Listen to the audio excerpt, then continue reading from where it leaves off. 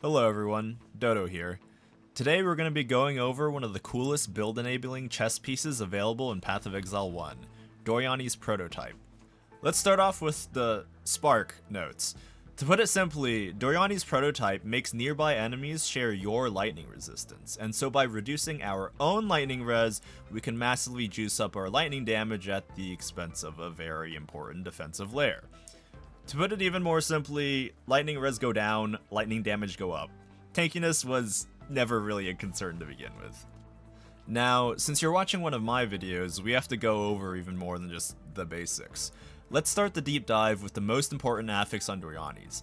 Nearby enemies have lightning resistance equal to yours. In this specific case, the keyword nearby covers pretty much the entire screen, so don't worry too much about it.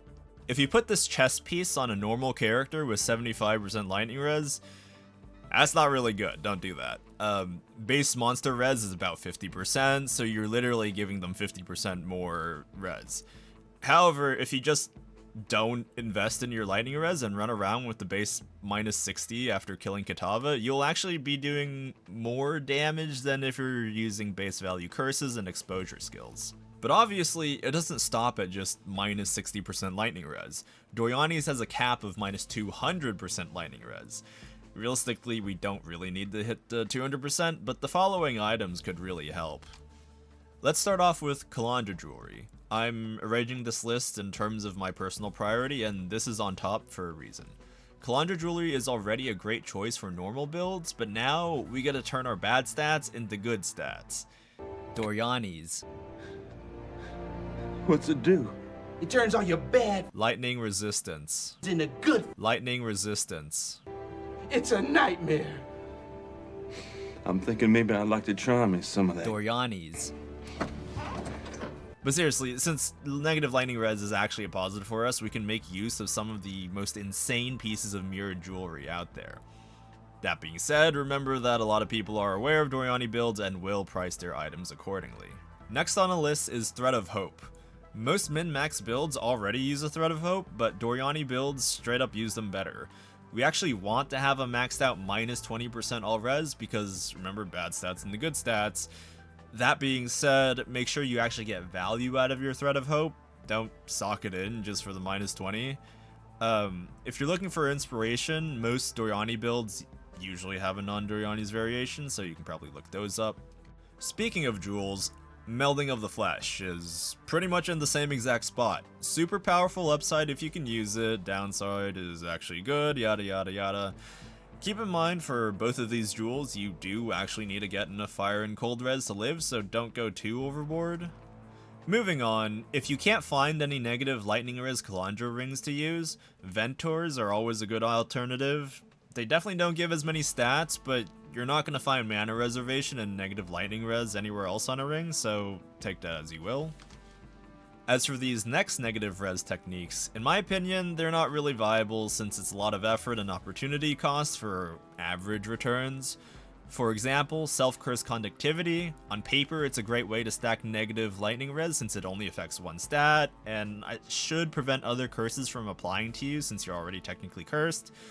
Unfortunately, our current methods of self-cursing really aren't that great. You can blame self-curse temp chains for that. Back in Scourge League, you could have a Scourged Glove mod that cursed you with conductivity, and those were great since they were practically free, but only Standard has those and I don't think GGG plans on bringing those back. Moving on, these items also exist. Nothing much to note here, they're good if you were going to use them anyways I guess, but I really don't think you should go out of your way to use them.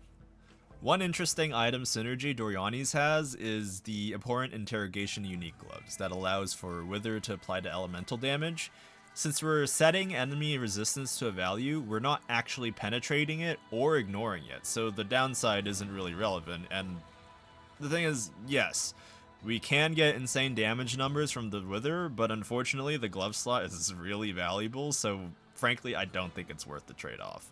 And you need a really fast-hitting skill to stack Wither.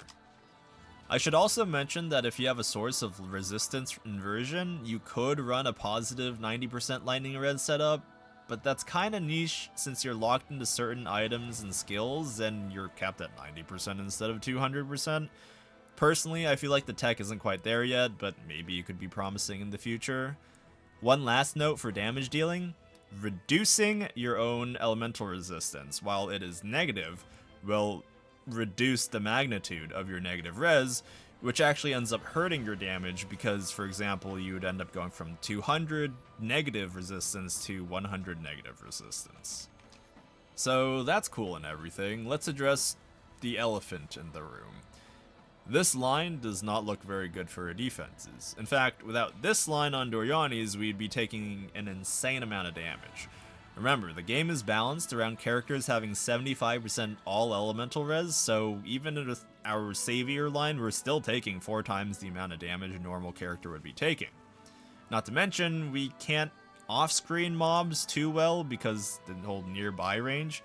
It's pretty big, but it's not that big. That's what she said. So to mitigate that, we actually need to invest in our character defenses. But don't worry, this is kind of actually a good thing because it forces us to make a well-rounded build. Starting off, it's kind of the obvious one. Divine Flesh. This lets us convert half of our elemental damage taken to chaos damage taken. Yes, this means we do also need to invest in chaos res, but Divine Flesh is already a really strong defensive layer by itself, and chaos damage is kind of getting more prevalent in the game, so chances are we're gonna do that anyways. Next, we still need to do something about that other 50% lightning damage after Divine Flesh does its job. Some people use a talisman that converts lightning damage from hits to other elements. I think that's a fine idea. Do note that the wording specifies hits.